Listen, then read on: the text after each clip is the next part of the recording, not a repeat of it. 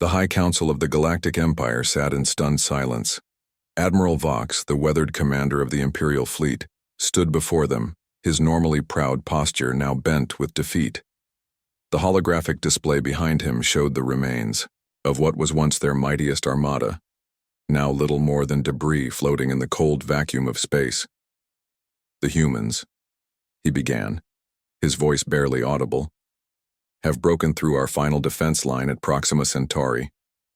Our forces are in full retreat." Supreme Chancellor Trell rose from her seat, her pale blue skin ashen with disbelief. "Impossible. We outnumbered them 10-1. We had technology refined over millennia, and yet they prevailed," Admiral Vox replied simply. It had been 3 standard years since the Empire had decided to expand into the small, unremarkable solar system at the edge of the Orion Arm. The third planet, a blue-green marble called Earth, had shown promising resources and a species that the Imperial scout ships had deemed primitive.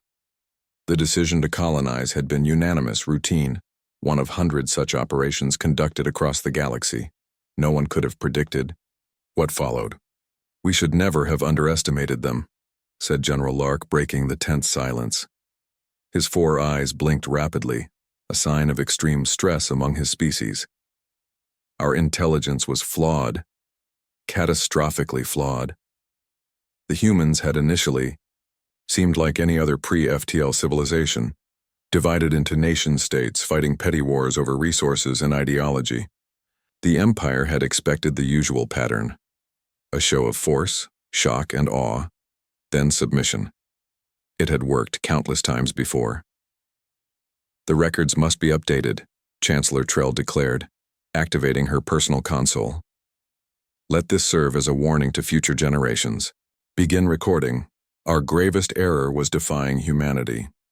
When the Imperial ships had first appeared in Earth's skies, humanity had indeed reacted with fear and confusion. Their primitive weapons had proven useless against Imperial shields. Their governments had fallen into chaos. The Empire had given them the standard ultimatum: surrender and serve as a protectorate, or face annihilation. Then something unexpected happened. The humans unified. Ancient enemies set aside centuries of hatred. Resources were pooled. Scientists from every corner of Earth worked tirelessly, reverse engineering captured Imperial technology with alarming speed. "They adapt faster than any species we've encountered," Admiral Vox continued his report. "What took our ancestors generations to develop, they accomplished in months. They don't think like us, they take risks, make intuitive leaps. They're unpredictable." The first Imperial outpost fell within 6 months of the invasion. The humans had modified their nuclear weapons with elements from captured Imperial shields, creating devices that could penetrate the previously impervious defenses. Thousands of Imperial soldiers died that day. The Empire responded with overwhelming force, as was protocol. 3 major human cities were reduced to ash from orbit. The High Council had expected surrender. Instead, the attacks intensified. "The humans have a concept," Intelligence Director Moore explained to the Council. "Something they call spite.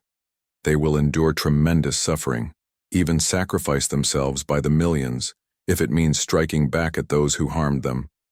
By the second year, humans had reverse-engineered Imperial FTL drives. Their first FTL-capable warships were crude, dangerous to their pilots, but effective. They struck Imperial supply lines with kamikaze tactics that horrified even the most hardened Imperial commanders. "They don't fear death like we do," General Lark noted.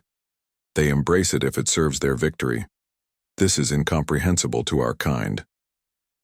The Empire, which had conquered 1,000 worlds across 3 spiral arms of the galaxy, found itself on the defensive for the first time in recorded history. "They're approaching Imperial Center," Admiral Vox said, his voice breaking. "Our home system will be under attack within days." The council chamber erupted in panic. Imperial Center, the heart of their civilization, had not seen combat in 10,000 years. Its defenses, while formidable, had never been truly tested. Chancellor Trell raised her hands for silence. "We must sue for peace, immediately. The humans have transmitted terms. Intelligence Director Moore said, pushing a data crystal into the central console. The holographic display changed to show a simple list. The demands were surprisingly reasonable. Immediate withdrawal of all Imperial forces from the Sol system, reparations for destroyed human cities, and exchange of technological knowledge. There's something else, Director Moore added, a message from their unified command. The hologram shifted again, showing a human female with silver-streaked hair and eyes that seemed to pierce through the light years separating them. People of the Galactic Empire, she began, her voice translated by Imperial computers. You came to our world thinking us weak. You killed millions of our people thinking we would break. You were wrong. We are humanity. We have spent our entire existence fighting each other, our environment, our own limitations. War is in our blood. Peace is our aspiration. She paused, leaning forward slightly. But know this. We don't want your empire. We don't want to rule your worlds. We want to be left alone. Accept our terms, and this war ends today. Refuse, and we will show you what humanity is truly capable of when pushed to the edge of extinction. The message ended, leaving the council in silence once more. 3 days later, the Treaty of Luna was signed. The Imperial fleet withdrew from Earth's solar system. The war that had threatened to topple the 10,000-year-old empire was over as the last Imperial ships jumped to FTL. Admiral Vox stood on the bridge of his flagship, watching Earth recede on the view screen. Will they come after us? His executive officer asked quietly. Admiral Vox considered the question. Perhaps. One day. But not for conquest, I think. How can you be sure? The Admiral gestured toward the blue planet.